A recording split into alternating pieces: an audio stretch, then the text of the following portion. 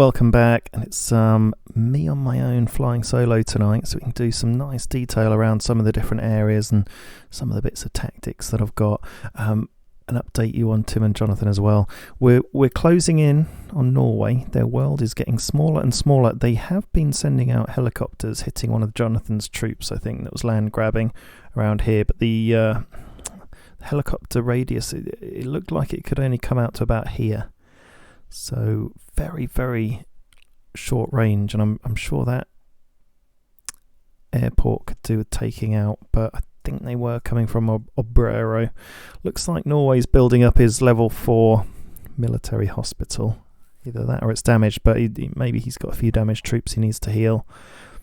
But essentially it's just all the extra stuff that he's lost. He's still got his home cities and he's still got his gold, so he may or may not be that affected, but in the long term it's now a game of attrition, and we'll just need to see who's going to get wiped out first, I think, and take his wrath, because he's still playing. We've got New Zealand right next to him, who can go for his victory site. We've got Argentina and Brazil here, who can go for his home cities, and then we're just touching the sea here. I think it might be wise to let the other coalition go for it and take a bit of a hit for a change, instead of us or me taking all the damage. I've got some boats and we've got some strategy and tactics, so I've put a destroyer there to defend our home cities, destroyer there just to defend this sort of area, because New Zealand could very easily build a pontoon overnight or in an hour or two. I think it doesn't take long. Let's have a look. So yeah. Pick a province on the coast. I've got a shot to nothing. I've got a last hope that I'm sending out. Okay, can't build a pontoon in the mountains, which makes sense. Maybe one on the shore. Nope.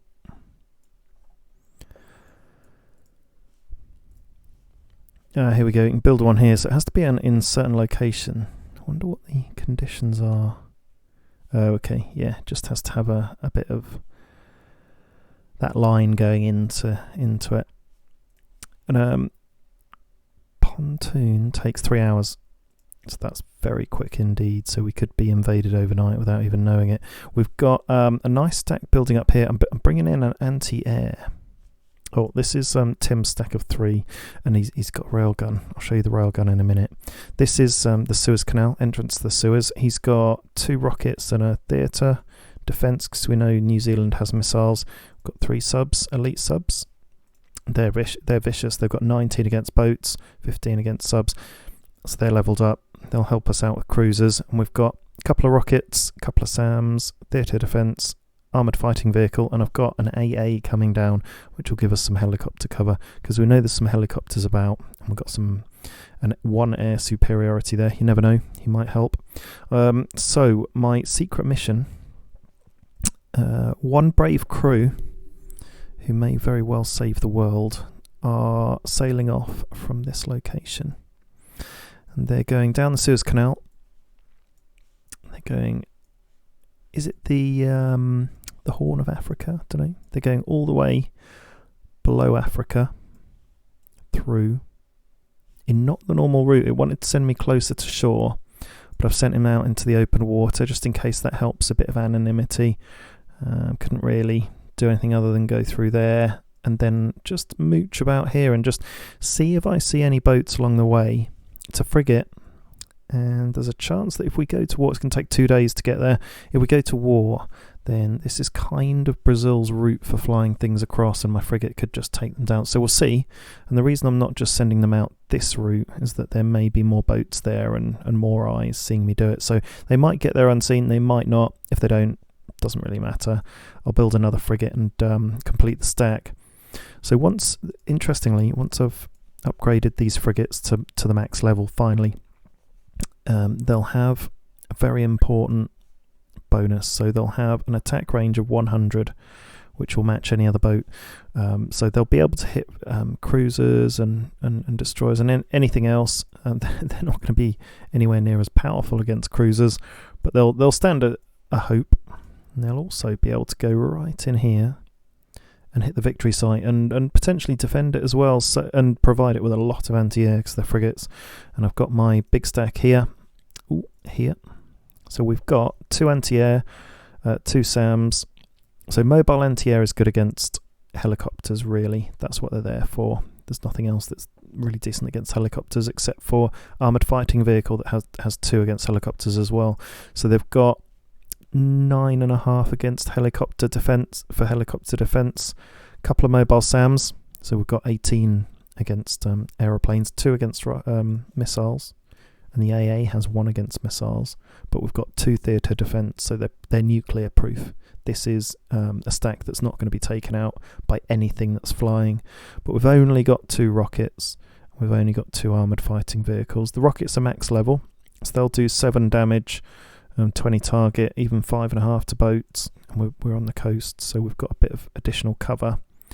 But I've got this extra stack, so we've got mobile SAM, armoured fighting. They could plough in if needed, and I want to stack them up with a couple of rockets as well, so they can be a short stack coming up the rear. And we've got Jonathan's big stack, but he wants to keep it away from Norway's choppers because it's got no chopper defence. So he's got tank commander, very very nice. Theatre defence, of course. You need that as standard just to survive. 3 mobile SAMs, 5 multiple rockets. All max level. There's not a lot that's going to survive that. You'd have to have helicopters to take that out, but we'll be backing him up with some anti-air. He's pumping out anti-air as we speak. I'm pumping out more anti-air. So this anti-air is going down to the Suez Canal. It's on its way. It's going to take 17 hours because they can't fly. It's only level 1, so I'm going to be wanting to upgrade that. And so out of Samsung, I'm doing a recruiting office to speed up mobilisation, and I'm starting to produce some rocket launchers now. Got them lined up, 18 hours for that one. Another rocket launcher here, 9.5 hours. And I'm building a secret weapons lab here because I want to build... Is it Tank Commander? Yeah. And I'm researching elite subs, actually, because they're killer. That might just help us against any crazy cruisers out there. So yeah, Tank Commander. Oh no. Why did I want to build a secret weapons lab? Was it for subs? Have I put it in the wrong place? Yeah, it was. Naval base level 2. Okay, I've got a level 1 there. Yeah, I don't want to build a secret weapons lab there then. I got confused. Let's just cancel the construction. You get your money back minus what you've spent, I think.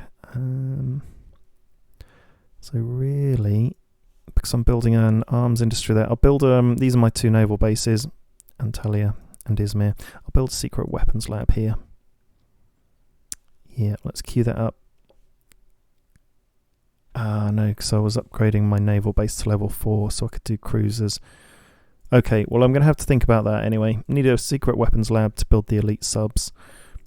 Yeah, I think elite subs will be more important than maybe cruisers because I can produce those a bit quicker. Yeah, so I'll start building that lab in 1 hour 46 minutes, and then I'll finish researching the elite subs in 1 day, so I can start making a short stack of those 3 I can build on level 1. And it's going to be my little contribution to our navy, and I think we're going to need it big time, especially over here to this entrance of the Med. Jonathan's got all sorts of crazy little short stacks going on. They're looking good. He's got a main battle tank here. So main battle tank, theatre defence, mobile SAM, and 3 rockets at max level. The 3 rockets are going to be tough, but he's got a troop out there for a bit of eyes, I think, or who knows, maybe to do a bit of land grabbing of POS out front. Got a troop here. Might just be for a bit of additional anti-air and health. 3 multiple rocket launchers defending that part. And we've got stacks of multiple rockets everywhere now. So let's see what Tim's got, and let's check out this elite railgun. It looks pretty cool, and it's killer. So we've got a stack of 3 multiple rocket launchers, and he does have subs there, and a stack of 5 subs there, elite subs there, normal subs there, I think, or further in. One way round.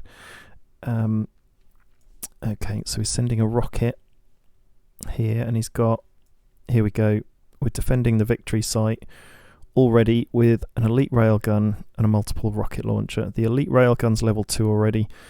Oh wow, my god, its stats are good. So 5.5 against troops, 10 against armoured vehicles, 6.5 against any air, 5.5 against helicopters. God, they would be good to have in a stack instead of a rocket launcher.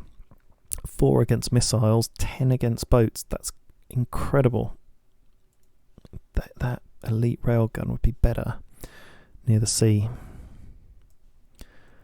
Much better. Okay, so that's a really nice unit. I've got 3 or 4 destroyers now scattered around. There's a destroyer up there, one here, and one down there. I've got 4 destroyers. About to build the 5th one, so that's going to be ready 9 hours 36. So I'll have 5 destroyers. God, I want to stack them up really, and I could have them mooching about the middle so they could go either way. But equally, I'm quite happy with one each, just defending this straight, because that's our weakest area, just to come right through into our home cities. And really, I'm going to want some sort of eastern defence stack, which I could get there quickly because I've got infrastructure on my homeland. Could build a bit more infrastructure so they could move around a bit quicker. Military logistics it is, and it moves your troops 150% faster, so it's 1.5 times faster. So we'll queue up military logistics there, just so they can move a bit quicker. Maybe get one there as well, just so we can move quite quickly across the homeland. Air bases will be even quicker, but they're more expensive and struggling for resources. But I've got a great flow now of supplies and components. So 418 supplies an hour, 279 components an hour, and plenty of electronics and rare materials. So I just need to stack up that research. So we're looking good, and I'm just starting to get there really, with being able to pump out a few units now, and feeling a bit better about defence and about the situation in the world. But make no mistake, folks, we are way behind and under the gun compared to the other cartel. They are a cartel. They're 6,500 out of 8,000 points. We're going to see what happens when it ticks over to midnight, and if they gain much more. I think as soon as that gets to about 7,000, we're going to have to start acting like we could lose it, which, yeah, I think once they take that victory site, we need to pick our moment. It's coming, and it's coming soon, and I'll go for this victory site. I'll have to ask Jonathan what he intends to do, because ideally he'd take his big stack and go north and take this victory site, but he's going to be at huge risk travelling across the water. I mean, you know, New Zealand will potentially have their boats by now. They could even have some subs there ready to defend that. And of course there's this victory site in the south that they could go for, and this one is the most exposed to the east, but we're getting there. We're flying in. Okay, we're flying in a rocket launcher there. Got a rocket launcher there. Is that right? Yeah, so I'll have 4 rockets. Okay, so that's cool. Didn't see that rocket launcher. 4 rockets is strong. It wouldn't, and he's got a combat base there, so we'll take minus 50% damage. Could do with like an armoured vehicle or something in there. Wonder if it's worth sending in my tank destroyer. 25 hit points, good against armoured vehicles. 11 attack against armoured vehicles, 3 against troops. I'll ask him at some point if he wants that one, because I think Istanbul is a bit more defended these days with everything around it, and it's kind of no different now than any other of my home cities, and they don't have that sort of backup today. And I could even think about moving the armoured fighting vehicle, but I'd be happy being left with one at least, maybe even pump out more rockets and put a rocket on there. We'll see. So there's lots going on. Show you my build queue. There they are. So yeah, I'm trying to spam out a few more National Guard again. Keep pausing them because they do kind of consume the resources. But I want to have little stacks that I can send everywhere to do a bit of spamming, just to add a bit of confusion about where the war might be taking place. Got an anti-air there on Antalya, multiple rocket on the Bubble City, multiple rocket in Samsung, and then a destroyer. So I've finally got production up to a point where I'm producing quite a few units at one time. I will have to wait before I start each one, so we're not there yet, but we're in a much better place. And I think that's it for the update. We could have a look at the other country. I mean, look at New Zealand. I'd like to see them crack into China before they crack into us. And they've got a victory site there we can go for. It's quite far away though. All the land they've got, and of course they've got the Antarctic colonies, Kerguelen Islands. Oh, they've cracked into Madagascar finally. I'm hoping Madagascar took out a few of their boats, because I think they just sat there for the whole game, just steadily and slowly building boats. But they've lost out to New Zealand. So actually, New Zealand will have quite a few boats around that area, and I don't know if that means they would then naturally go up here. We've got a radar there to see it coming, and there, and on that side. But yeah, I mean, we're going to have quite a lot of backup if he sends boats up the river. And at the moment, we just have 3 rockets. They are max level. Is there a bunker? There is a bunker, so take less damage. And one of these cities has an airfield that we can fall back to as well. There it is. There's an airfield there on the river. So if it looks bad and they get past this first stack, we can fly whatever spare stacks. So if he doesn't go down the Suez Canal, we can just fly our Suez Canal rockets at the very least, because they're a max level. Maybe even a bit of air defence. I don't think I can fly the fighting vehicles or the theatre defence yet, and then just fly them over there for a fallback position and then push back. So we've got a lot of options. We've got a lot of defence set up, and we are just totally preparing for war. But the initial hit might be quite hard and unexpected, so we don't know when it's coming. They might decide to hit us tonight. We might decide to hit them tonight, but I think we're going to wait. So we're not far now from the end game and the mother of all wars, and the war to win the world. And there it is, folks. We're stuck in the middle of it all. But we survived. And we'll see you tomorrow night. Thanks for watching. Over and out.